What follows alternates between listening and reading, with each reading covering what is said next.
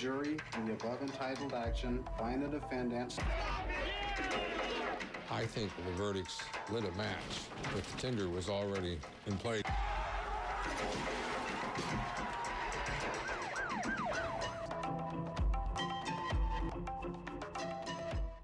Can we all get along?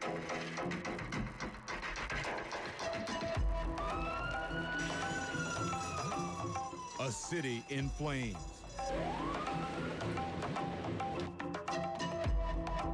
Entire neighborhoods burned to the ground. Look closely at the beginning of this unedited version of the video. You can see King does try to get up and run. He appears to lift his arms before falling to the ground. It's this portion of the video that later impacts a jury's decision. Blood is just gushing down the street. He sustains more than 50 baton blows and shocks by a taser gun. Little does he know, his arrest and brutal beating are captured on video by George Holliday, who lived in the apartments across the street. I was just amazed at what was happening, feeling, what the hell could he be doing, could he have done to deserve such punishment? 2 days after the beating, the video is broadcast around the world. Instantly, Rodney King's name becomes a battle cry against injustice. The officer's actions are exposed. King has his evidence. The video ignites a firestorm of outrage. Rodney King is released without being charged. As Los Angeles Mayor Tom Bradley launches an investigation, so does the FBI. Even the president demands answers.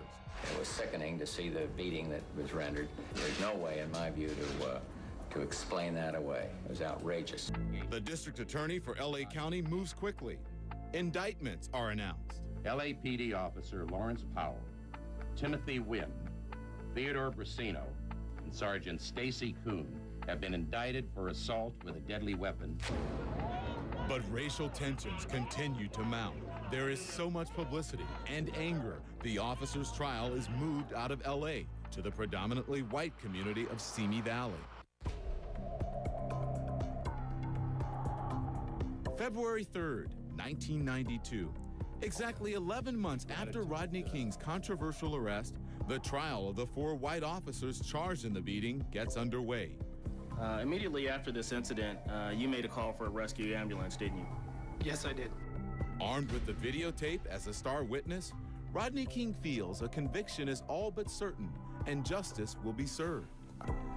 But will a jury of 10 whites, 1 Hispanic, 1 Filipino American, and no blacks agree? Nearly 3 months into the trial, a hushed courtroom anxiously awaits the verdict. We, the jury, in the above entitled action, find the defendant, Stacy C. Kuhn, not guilty. This is a reaction just outside the courthouse. Sheriff's deputies having to protect Sergeant Stacy Kuhn as he makes his way to his car. Movie director John Singleton is in the crowd and makes a chilling prediction. By having this verdict, what these people done, they lit the fuse to a bomb. Within just 2 hours after the verdicts, downtown Los Angeles is a war zone.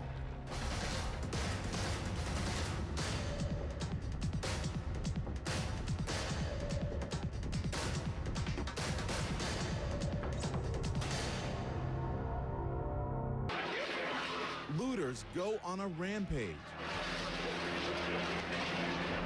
Innocent people are randomly attacked.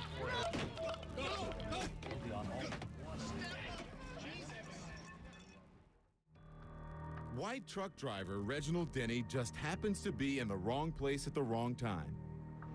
He hasn't heard about the riots when he exits the interstate. Within minutes, Denny is attacked. My right window broke, and that time I was extremely frightened. It's a strange feeling to be scared. That's all Denny can remember about the beating. So I pushed him over to the other seat, and I told him I'm here to save his life. Green drives Denny's truck to the hospital, arriving just in time. It gave me a glory to my heart that I saved another human being. Bobby Green is just one of many heroes that day. Despite all the calls for calm, the rioting continues. The president deploys federal troops. And let me assure you, I will use whatever force is necessary to restore order. But as the city burns around them, some business owners will take matters into their own hands.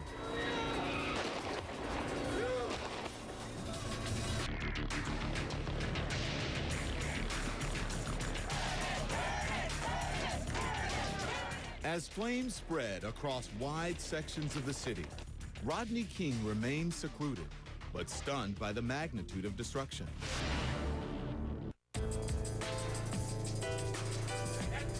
Entire neighborhoods are reduced to rubble.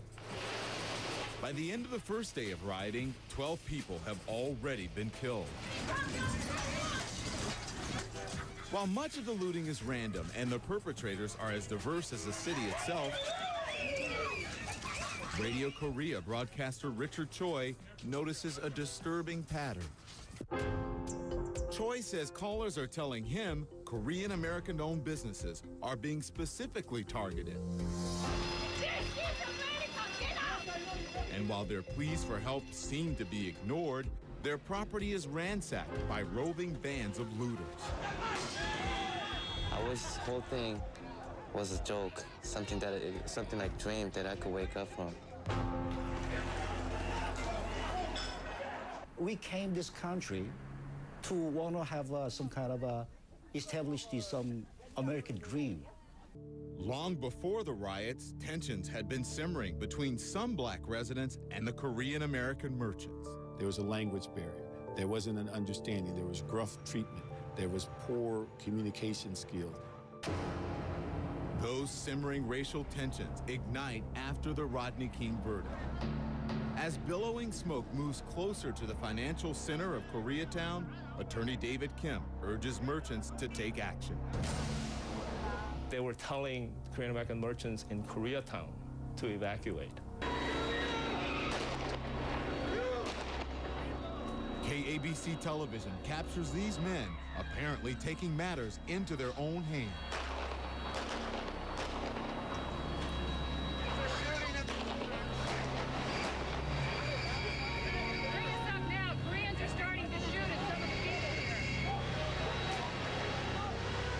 By defending themselves, Kim says, Koreatown became a buffer zone in the battle to prevent the loss of more lives and property.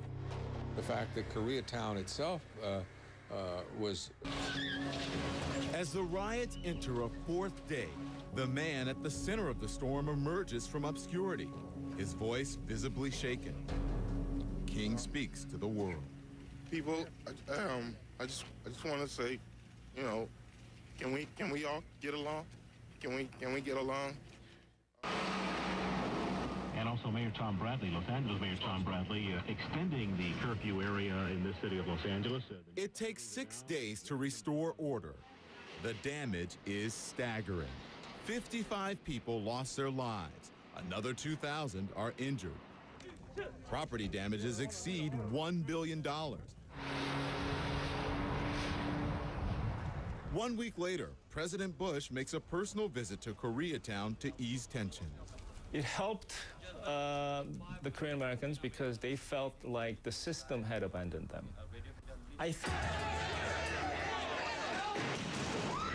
The events that unfold after the jury's verdict present a watershed moment in the history of race relations across the country.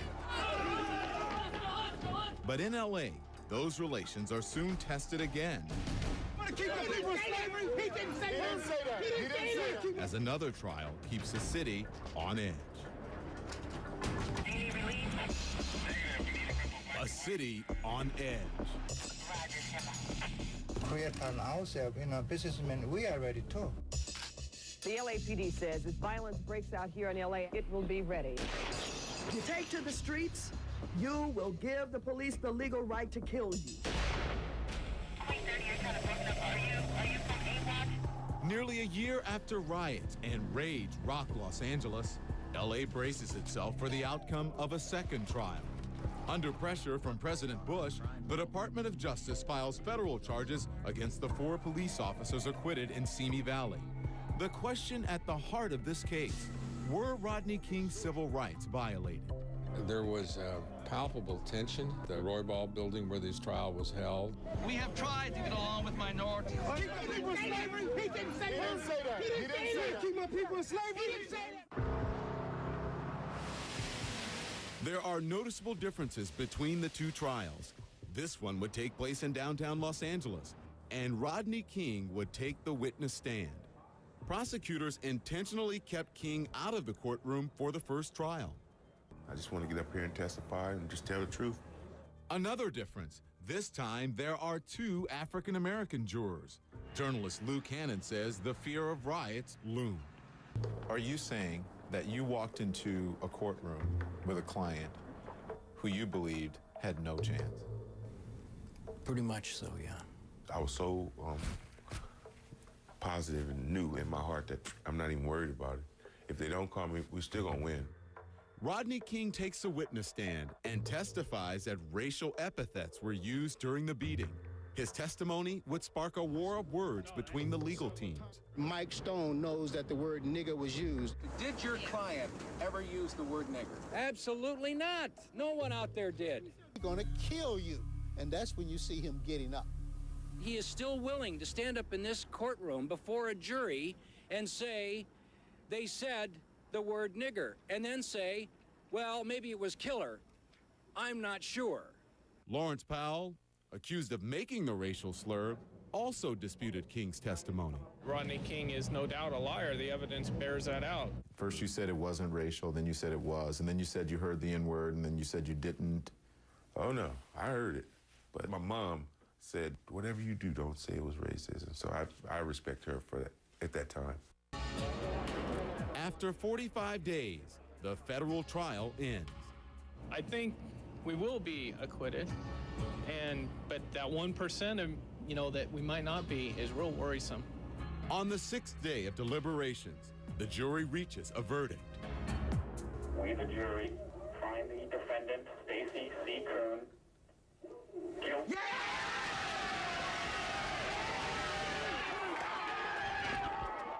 We, the jury, in the above entitled cause, find the defendant guilty.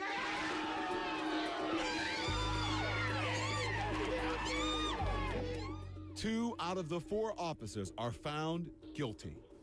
It was like, God. Sergeant Stacy Coon and Officer Lawrence Powell were both sentenced to 2.5 years in federal prison. The verdict seemed to satisfy the community. No riots erupted. Rodney King's lawsuit would determine how much money, if any, he received for his injuries. King's civil suit against the city of Los Angeles was his 3rd trial in 3 years. The jury awarded Rodney King $3.8 million. As for the officers convicted in the Rodney King beating, both Powell and Coon still live in Southern California. They declined our request to be interviewed. For years after the beating, Rodney King continued to have run-ins with the law. In 1996, he was sentenced to 90 days for a hit and run involving his wife. He was also arrested several times on charges related to domestic abuse, drug intoxication, and indecent exposure. King's admitted alcoholism and personal problems also caused him to virtually squander his share of the settlement, worth, according to him, $1.5 million. He purchased homes for himself and his mother. But what did he do with the rest of the money? Did you hang on to that money, or did you throw it away? When I get that shot again, we all know how money can come and it can go. I mean, save, save, save for tomorrow. You're telling me it's gone. It's pretty much. He wears a bulletproof vest in large crowds because threats against his life were all too real. The FBI once infiltrated a white supremacist plot to assassinate King. You got something over your shoulder? you don't, I never feel safe. It's just things that happen.